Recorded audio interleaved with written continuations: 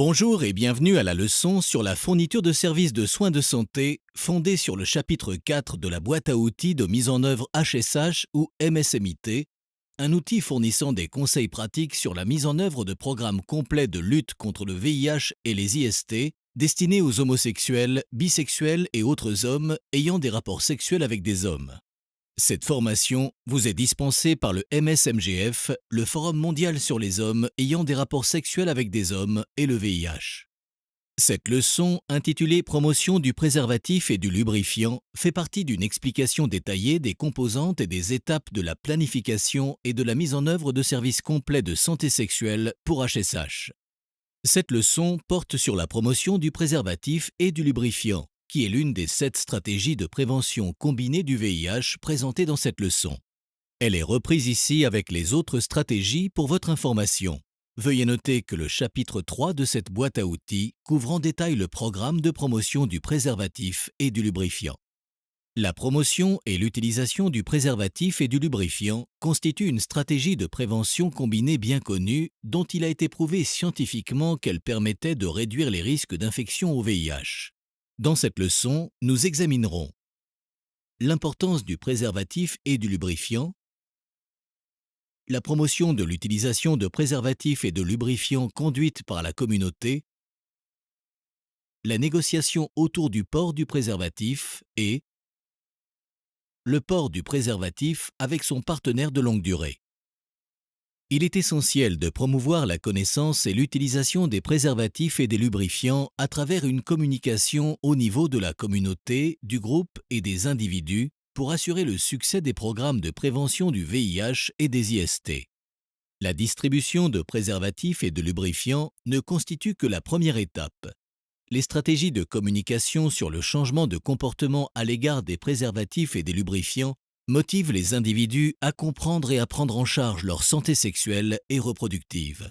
En menant une politique de communication cohérente sur l'utilisation de préservatifs et de lubrifiants compatibles, il est possible de se pencher sur les risques sexuels auxquels s'exposent les hommes ayant des rapports sexuels avec des hommes, sur leur comportement face à ces risques et sur les avantages et les inconvénients que comporte la réduction de ces risques.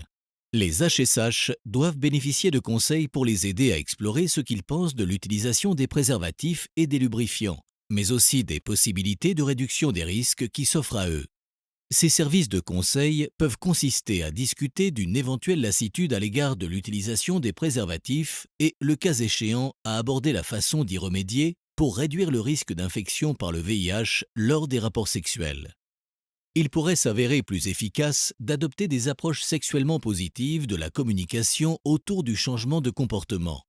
Les messages sexuellement positifs insistent sur les aspects agréables et romantiques de l'expression sexuelle, évacuent toute stigmatisation relative aux préservatifs et lubrifiants et associent leur utilisation au principe plus large d'une sexualité et d'une expression sexuelle saine.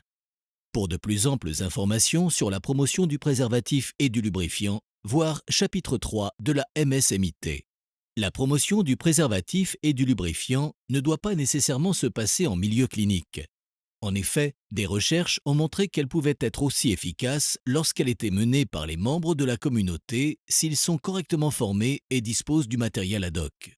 Une stratégie de promotion de l'utilisation du préservatif et du lubrifiant peut être mise au point dans le cadre d'un atelier mené par des hommes ayant des rapports sexuels avec des hommes représentatifs de la diversité de la communauté HSH de leur contexte particulier.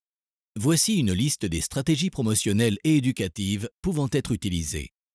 Les stratégies de promotion communautaire et collective doivent appliquer une approche holistique pour l'acquisition des aptitudes et le renforcement des messages de promotion des préservatifs et lubrifiants.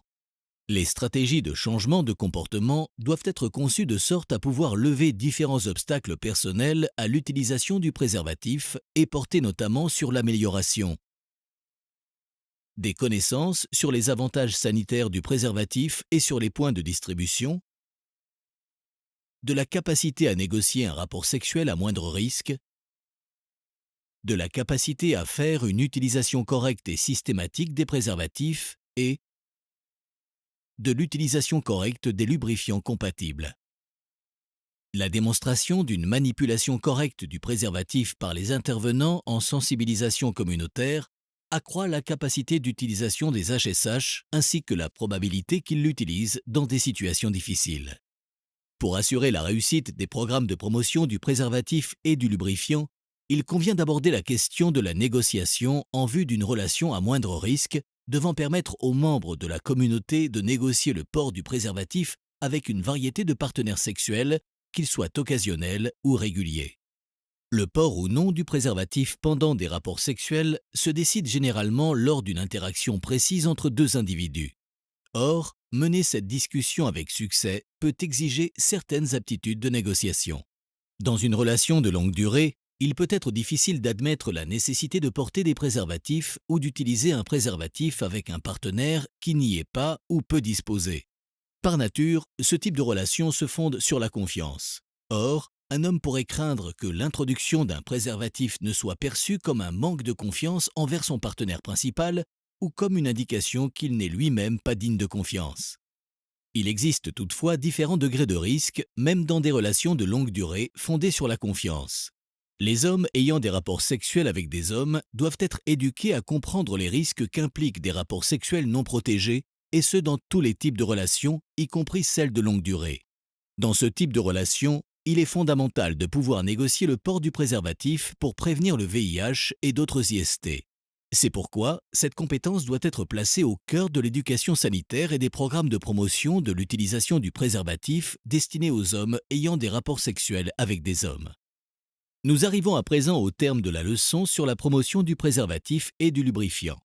Veuillez également suivre les autres leçons de ce chapitre ainsi que du chapitre 3 de la MSMIT qui présente en détail la promotion de l'utilisation de préservatifs et de lubrifiants. Afin de vous informer davantage sur la fourniture de services de soins de santé, vous pouvez télécharger un exemplaire du document Mise en œuvre de programmes complets de lutte contre le VIH et les IST destiné aux hommes ayant des rapports sexuels avec des hommes sur notre site internet msmgf.org.